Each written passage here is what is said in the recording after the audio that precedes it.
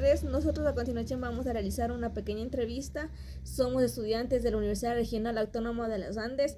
Nuestra entrevista es con el tema Incidencia del cambio de género frente al proceso penal, estudio del caso ornato municipal del Cantón Pujilí. A continuación se van a proceder a reproducir nuestras entrevistas. Muchas gracias.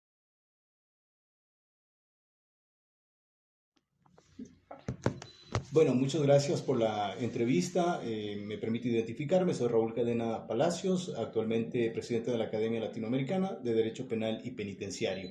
También fui funcionario del SNAI como subdirector nacional de rehabilitación social y docente universitario. Así es que estamos aquí para la entrevista. La primera pregunta, desde su experiencia institucional, ¿cómo se aplica en la práctica el enfoque de género al momento de ejecutar una medida de prisión preventiva cuando la persona procesada ha solicitado el cambio de género durante el proceso penal? Bueno, desde mi experiencia te comento que no había justamente este conocimiento para la aplicación del enfoque de género en torno a la población penitenciaria, ni en el caso de mujeres, como lo dice la CIDH, en su informe sobre justamente mujeres privadas de libertad, me parece que lo publicó en el año 2023, mucho menos con relación a quienes tienen un género distinto.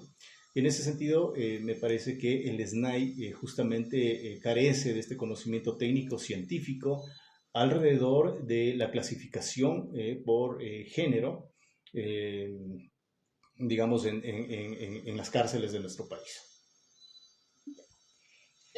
¿Considera usted que la normativa ecuatoriana actual brinda criterios suficientes y claros para evitar el cambio de género por autopercepción que pueda generar ventajas procesales indebidas, especialmente en casos de delitos contra la administración pública?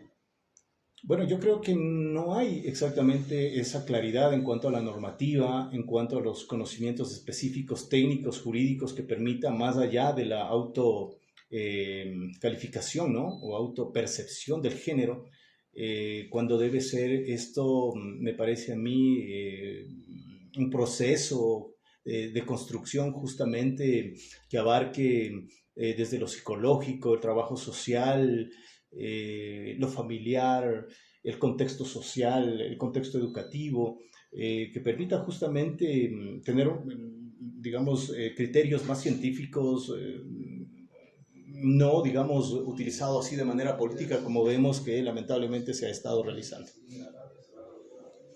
¿De qué manera considera usted que este tipo de situación puede influir en las organizaciones, en la seguridad o funcionamiento interno de un centro de privación de libertad? Privación de libertad. A ver, es una pregunta muy, muy interesante y eso creo que debe conllevar justamente a que el SNAI, a través del acuerdo, digamos, a través de los trabajos articulados con, se me ocurre, el Ministerio de Educación u organismos internacionales, realice investigaciones de campo, justamente para relevar información al respecto. Porque una de las cosas que digamos, no se ha trabajado dentro de las instituciones públicas del país, especialmente con el tema de los privados de libertad, es de la investigación, es decir, investigación en territorio, justamente con estos temas de género. Y a partir de ahí es justamente la carencia de las políticas públicas adecuadas para una verdadera rehabilitación, reinserción social. Cuando no hay investigación, cuando no hay evidencia, desconoces obviamente la realidad. No tienes la preparación técnica, científica y que permita justamente aplicar los estándares internacionales que sí existen para este tipo de casos. ¿Me podría ayudar con una conclusión de las preguntas realizadas y en el tema en especial de la incidencia de cambio de género frente al proceso penal? Bueno, mi percepción es que el género como una construcción social me parece que en su momento estuvo inspirada justamente para comprender, atender, digamos de alguna manera, más allá del sexo, entre lo masculino y lo femenino.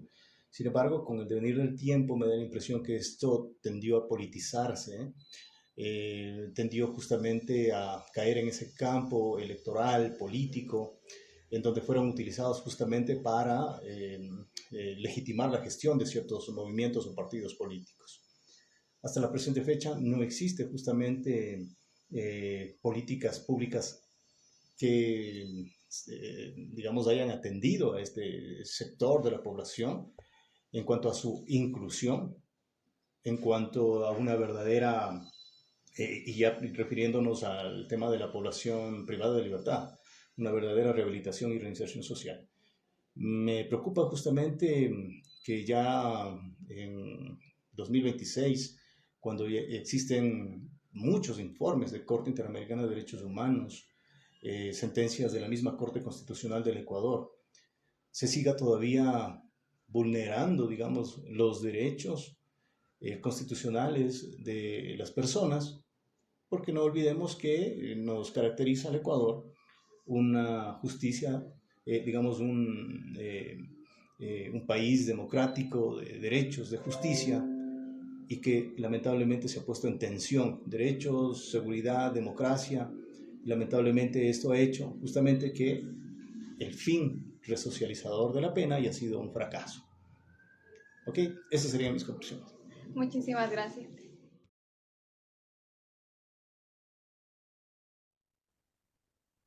Ya.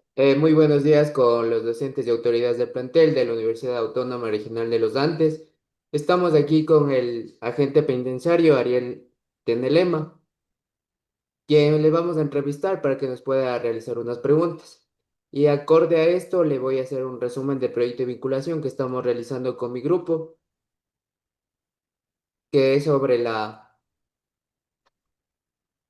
el proyecto es nuestro proyecto integrador que es el que analiza el impacto de la autopercepción de género en los procesos penales en Ecuador, centrándose en el caso Ornato Municipal del Cantón Pujiní, donde se investiga un presunto delito de peculado por autoridades municipales, que es el alcalde José Arroyo, que solicitó un cambio de género en su documento de identidad. Durante la investigación, lo que generó un debate sobre la aplicación de la prisión preventiva en un centro para mujeres. La investigación nos reveló cómo la normativa ecuatoriana sobre identidad de género puede ser mal utilizada en el ámbito penal, afectando principios como la igualdad ante la ley y el debido proceso, que nos emplea una metodología mixta que combina análisis jurídico con encuestas y entrevistas de estudiantes del derecho y profesionales en el área, como aquí contamos con el agente penitenciario Ariel Tenema, quienes vamos a realizar unas pequeñas preguntas. Y sobre todo, los resultados nos indican que muchos perciben vacíos normativos que permiten abusos en el uso del cambio de género, así como la necesidad de reformar la legislación para proteger adecuadamente los derechos de las personas trans sin perjudicar la transparencia en los procesos judiciales. Se concluye que es fundamental fortalecer mecanismos jurídicos y administrativos para evitar el uso estratégico de la identidad de género en procesos penales y mantener la confianza en el sistema de justicia penal. Acorde a lo que te acabo de manifestar, como agente penitenciario, ¿qué determinas que en el SNAI, el Centro Penitenciario de Ingreso, para una persona en prisión preventiva por el género registrado en la cédula de identidad, como cabe ser que el alcalde es hombre, o por la evaluación médica, psicológica o adicional?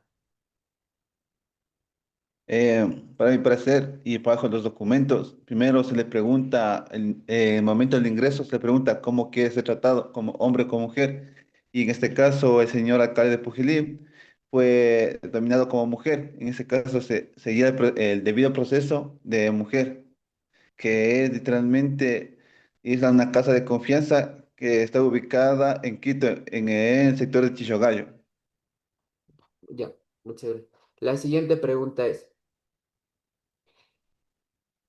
en casos de cambio residente de género como masculino a femenino durante un proceso penal, ¿se realiza una verificación extra para confirmar la autopercepción antes del traslado? Sí, de ley, tiene que hacerse exámenes y siempre y cuando para hacer el cambio de género, tiene que estar cortado el miembro. Si no está cortado el miembro, sigue siendo hombre. Y estar en una cárcel de mujeres es peligroso, tiene ley. En este caso, según compañeros o compañeras que trabajaron ahí, me dicen que sí tiene cortado el miembro. Ya. ¿Cuántos casos han tenido donde personas privadas de libertad solicitaron traslado por cambio de género durante prisión preventiva y cuál fue el criterio de aprobación? Criterio de aprobación es literalmente porque hay que respetar los derechos de las personas transgénero o gay, como se denomina, LGTBI, hay que respetarle. Pero siempre y cuando esté, como en este caso, el señor alcalde de Pujilí, tenga la cédula como mujer. Y si no, sigue siendo hombre y toca hacer el debido proceso como hombre. Y por último, ¿qué reformas normativas proponen para evitar el abusos en la ejecución de medidas cautelares relacionadas con identidad de género, manteniendo los derechos humanos?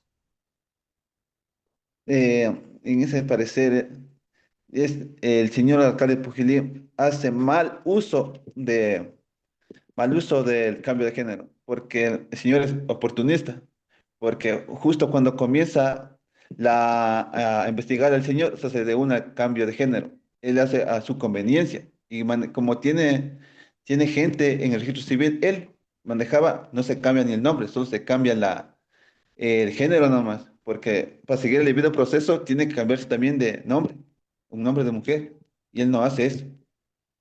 Ya. Hay muchas fallas técnicas que coinciden para este caso. Ya, muchas gracias. Entonces, esta es una entrevista que realizamos al agente penitenciario Ariente Nelema, quien actualmente está dando sus labores en la cárcel de La Tacunga. Muchas gracias, señor agente penitenciario, y fue un gusto que nos parta esta entrevista para la Universidad Autónoma de los Andes, quien estamos realizando un proyecto. Muchas gracias.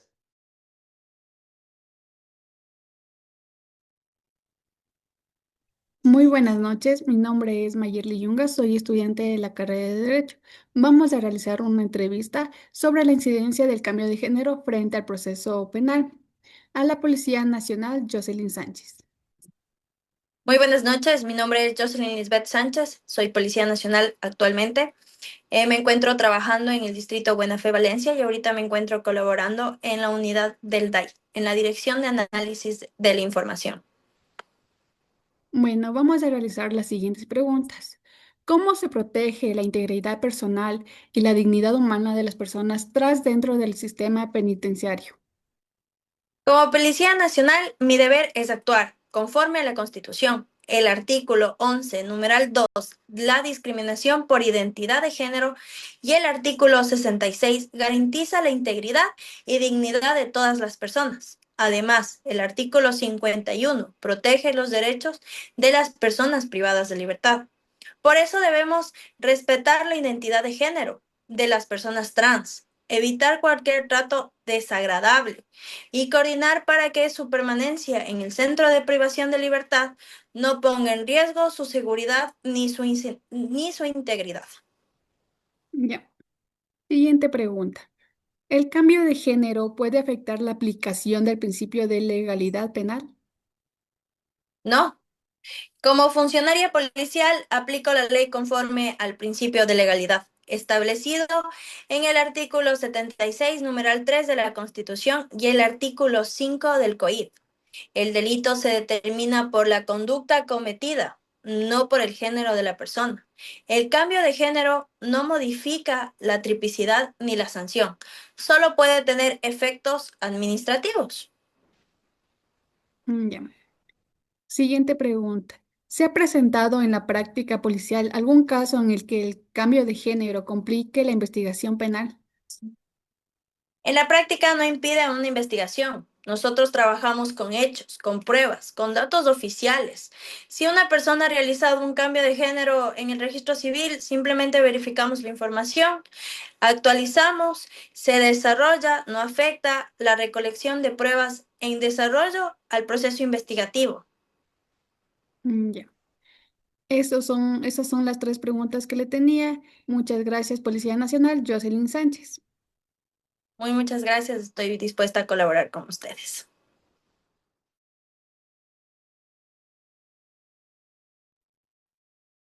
Doctor, buenas noches. Permítame presentarme. Mi nombre es Wilson Javier Chañé Cando, estudiante de la carrera de Derecho de la Universidad Regional Autónoma de los Andes.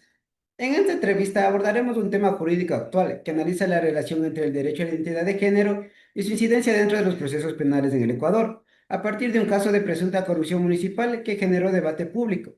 Se busca comprender cómo la normativa sobre la identidad de género interactúa con principios como la igualdad ante la ley, el debido proceso y la correcta aplicación de medidas cautelares. El objetivo es conocer desde una perspectiva jurídica los desafíos y criterios que deben considerarse para garantizar derechos sin afectar la transparencia de la justicia. En base al expuesto me permito realizar las siguientes preguntas. Primero, ¿el derecho al cambio de género puede influir en un proceso penal? Estimado estudiante, buenas noches. Soy el abogado Vinicio Tobanda. Con respecto a su pregunta, un proceso penal sí se puede influir fundamentalmente en la ejecución de medidas cautelares, en vista de que la persona procesada ha sido realizado o ha realizado el cambio de género, por lo que la autoridad debe analizar dónde será privada de su libertad, garantizando de esta manera su integridad física y psicológica. Pero también se debe tomar en cuenta que no se puede alterar la responsabilidad penal ni generar privilegios, ya que el proceso penal debe mantenerse bajo el principio de igualdad ante la ley. Segundo, ¿existe un conflicto entre el respeto a la identidad de género y la justicia penal? A ver, no necesariamente es un conflicto, sino un reto de equilibrio. El sistema jurídico debe proteger la identidad de género como derecho fundamental, pero asegurando que su aplicación no afecte al debido proceso ni la transparencia judicial. Tercero, ¿la normativa actual es suficiente para evitar abusos en procesos penales? La normativa constitucional reconoce varios derechos importantes, pero algunos casos evidencian la necesidad de criterios más claros para evitar interpretaciones que puedan generar ventajas procesales indebidas, siempre respetando los derechos humanos. Doctor, agradezco su tiempo y la claridad de sus aportes, que han sido fundamentales para comprender mejor este tema jurídico. Un gusto, señor estudiante. Confío que esta entrevista aporte a su análisis académico y le deseo muchos éxitos en su carrera profesional. Buenas noches. Gracias, doctor. La igualdad de género no es un favor que se concede, es un derecho que debe garantizarse. Ruth Bader Ginsburg. Concluyendo así nuestras entrevistas realizadas por los miembros del Grupo 1, entre ellos María Belén Caizaguano Negrete, Wilson Javier Sagnay Cando, Esteban Amir García Guano, Melanía Tatiana Tenmaza Vázquez, Cristian Paul Chac Yacisa, Mayerly Dayana Yunga. Muchas gracias.